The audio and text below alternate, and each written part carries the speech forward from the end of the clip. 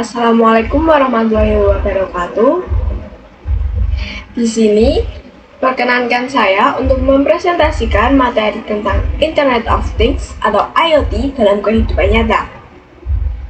Video ini dibuat untuk memenuhi tugas UAS mata kuliah Sistem Teknologi Informasi yang diampu oleh Bapak Dr. Pratomo Setiaji Eskom Mkom. Sebelumnya, perkenalkan, nama saya Yaskia Nur Alia dengan nomor NIM 202553046 dari kelas paralel atau P, Program Studi Sistem Informasi.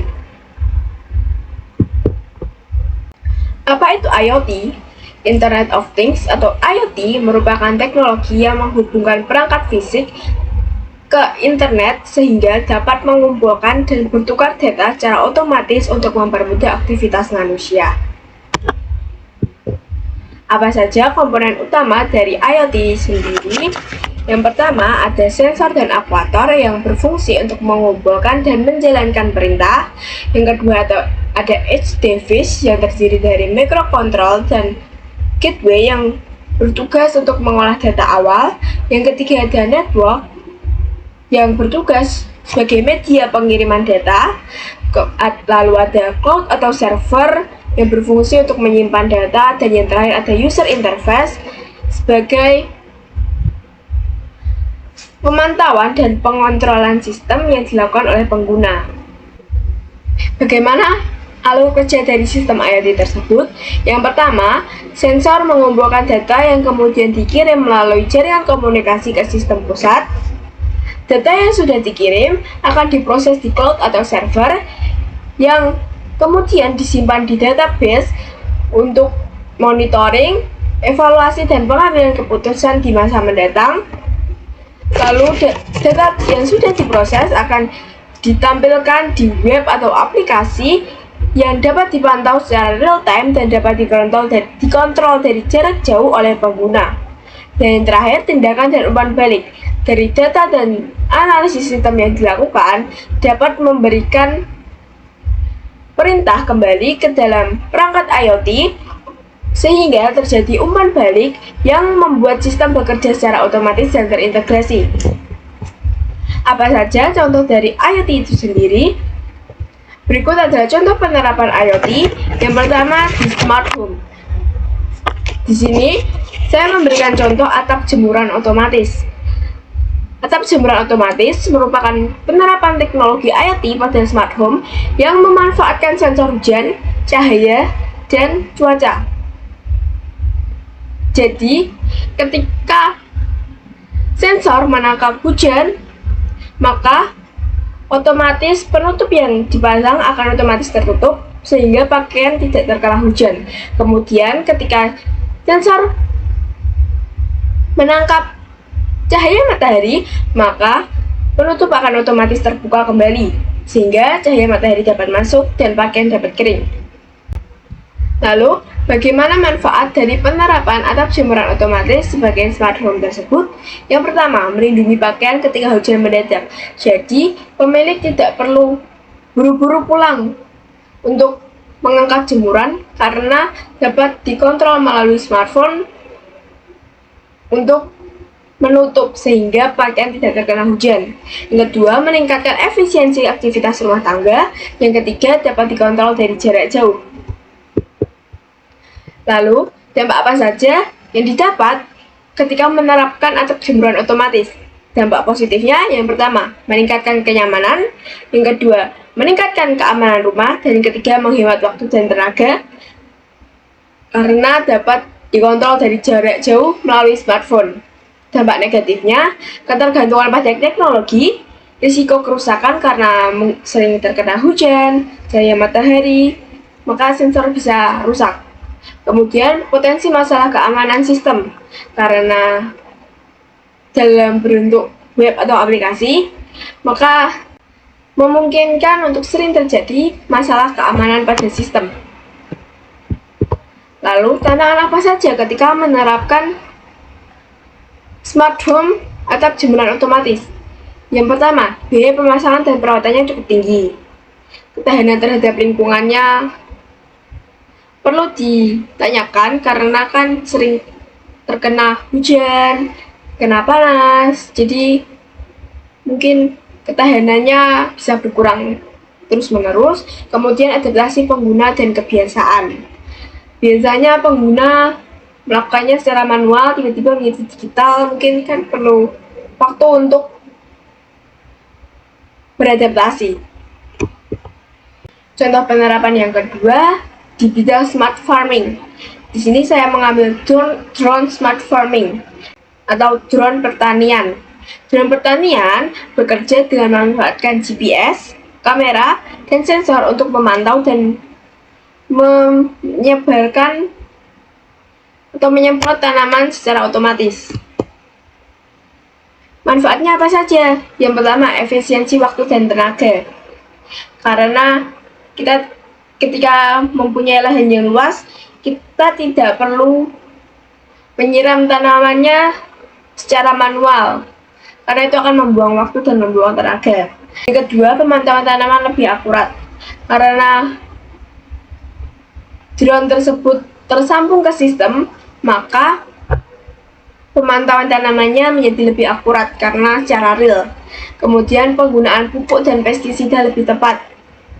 Ketika menggunakan drone, maka penyebaran pupuk dan pestisida dapat dilakukan secara tepat, tidak terlalu banyak atau tidak kurang pas. Tantangannya apa saja ketika menerapkan drone pertanian ini? Yang pertama, biaya investasi tinggi. Yang kedua, regulasi dan perizinannya yang mungkin susah. Dan yang ketiga, ketergantungan pada cuaca, karena drone tidak bisa dijalankan ketika hujan angin, ada petir, atau anginnya kencang. Dampaknya apa saja ketika menerapkan drone pertanian ini? Dampak positifnya, produktivitas pertanian meningkat. Yang kedua, penggunaan pestisida lebih terkendali. Dan yang ketiga, mendorong inovasi dan modernisasi sektor pertanian. Dampak negatifnya sendiri, potensi gangguan lingkungan, karena mungkin suaranya yang mengganggu ternak, terus warga, dan lain-lain. Kemudian resiko kecelakaan dan kerusakan dan limbah elektronik. Berikut ini adalah contoh penerapan yang ketiga di bidang kesehatan. Saya mengambil smart inhaler, di mana smart inhaler ini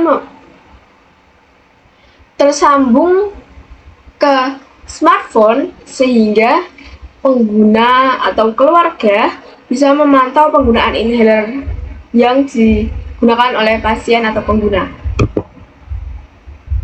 Manfaatnya apa saja? Memudahkan pemantauan kondisi pasien, karena ketika kita menggunakan inhaler maka otomatis akan ada notifikasi yang muncul di smartphone yang tersambung, sehingga kondisi pasien bisa dipantau dengan mudah.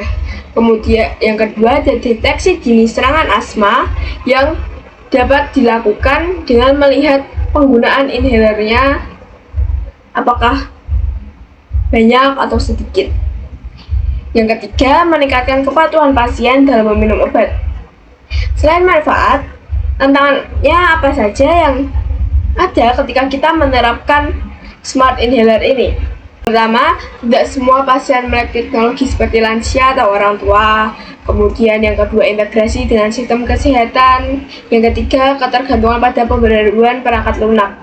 Aplikasi itu kan membutuhkan pembaruan ya secara berkala. Apabila pembaruan tidak terjadi atau terjadi kesalahan, maka sistem tidak akan bekerja secara optimal. Dampaknya apa saja? Yang pertama, kualitas hidup penderita asma meningkat. Yang kedua, pengelolaan penyakit lebih terkontrol dan mendukung perkembangan layanan kesehatan digital. Dampak negatifnya sendiri, potensi kesenjangan akses teknologi kesehatan, tidak merataan akses layanan, dan kesalahan interpretasi data ketika sistem sedang error atau rusak. Yang terakhir, ada contoh penerapan di bidang transportasi. Di sini saya mengambil Railway Track Monitoring System atau monitor rel kereta api. Monitor rel kereta api ini dilakukan untuk memantau getaran rel, suhu rel, dan pergeseran atau retakan yang terjadi di rel kereta api. Manfaatnya apa saja? Yang pertama, mendeteksi dini kerusakan rel. Yang kedua, perawatan lebih efisien dan penghematan biaya jangka panjang. Tantangan yang didapat ketika menerapkan monitor rel kereta api. Yang pertama, biaya infrastrukturnya yang tinggi, kebutuhan SDM yang terampil juga sangat diperlukan, dan ketahanan perangkat. Lalu, dampaknya apa saja? Dampak positifnya yang pertama, keselamatan penumpang meningkat, keandalan layanan kereta lebih baik, dan kepercayaan masyarakat terhadap transportasi publik meningkat.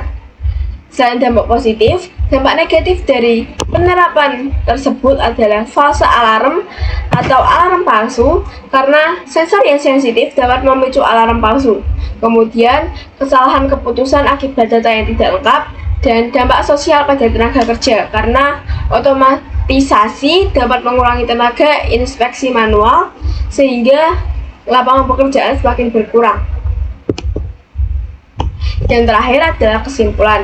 Menurut saya, IoT sangat bermanfaat karena mempermudah aktivitas sehari-hari dan dapat meningkatkan efisiensi di berbagai bidang seperti rumah tangga, pertanian, kesehatan, dan transportasi. Namun, penerapan IoT juga masih memiliki banyak tantangan seperti biaya yang cukup tinggi, ketergantungan teknologi, dan keamanan data yang ada. Oleh karena itu, penggunaan IoT harus dilakukan secara bijak agar manfaatnya dapat dirasakan secara maksimal oleh semua orang.